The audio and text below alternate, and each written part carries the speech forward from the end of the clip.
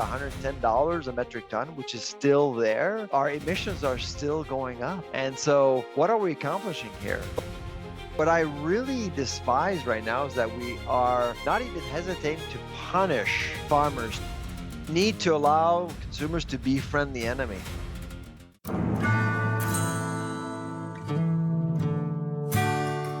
Who's talking about the UN revised its worst case climate scenarios down. Nobody else is talking about that. What's your take on that?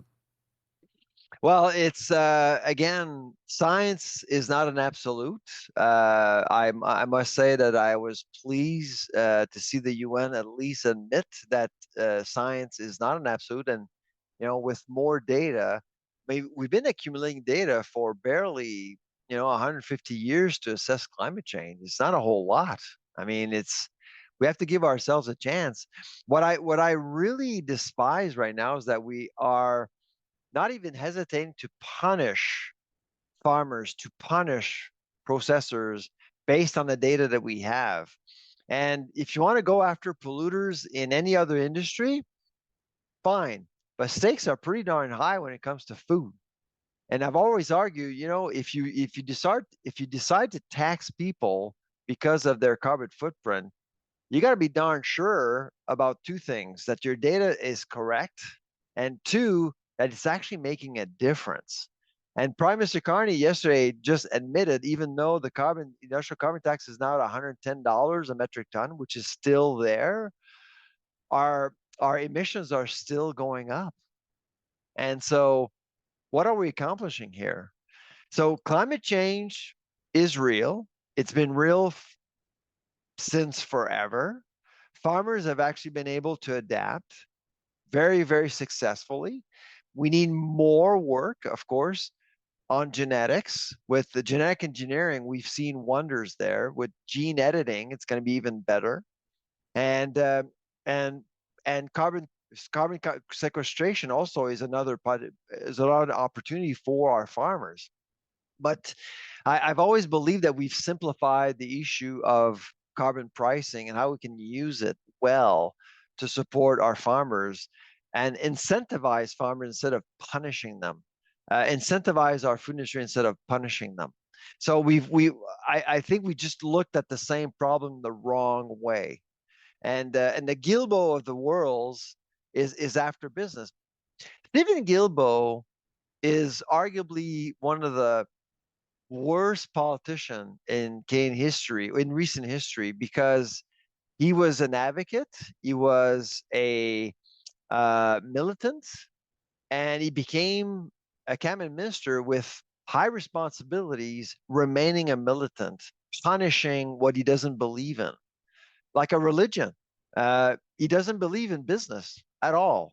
So he was punishing business. He wasn't punishing behavior, or he wasn't punishing carbon emissions or things like that. He was after business, which really bothered me quite a bit. And I was very vocal about that. So when he decided to leave, I said, good riddance.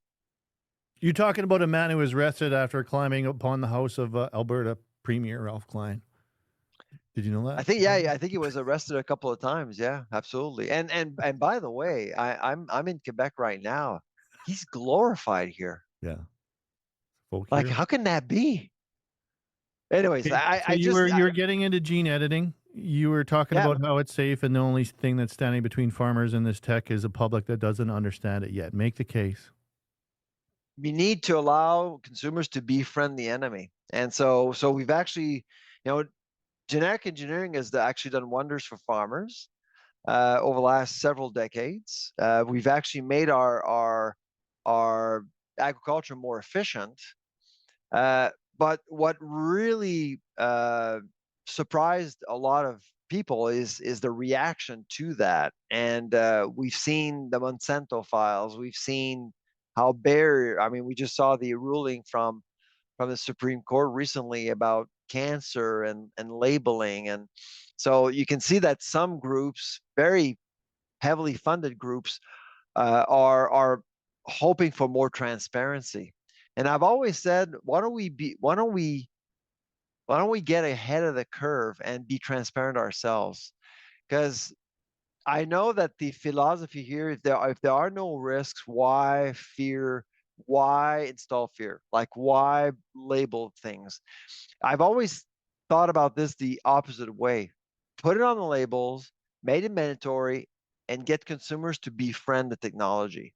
I mean, most consumers don't know that there's a genetic engineered ingredient in many of the foods that they eat without knowing. But whenever they hear Monsanto, whenever they hear glyphosate, whenever they hear GMO, they're scared.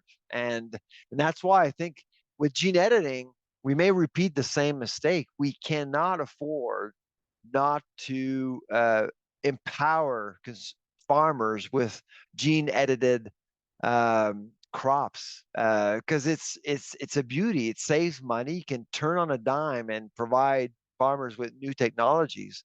So we need buy-in from the public. So instead of just adopting technologies in that black box of ours, which is farming, why don't we actually open it up and make sure that consumers remain engaged so they can understand what farmers are actually doing and it's actually safe because they're competent people and they know what they're doing.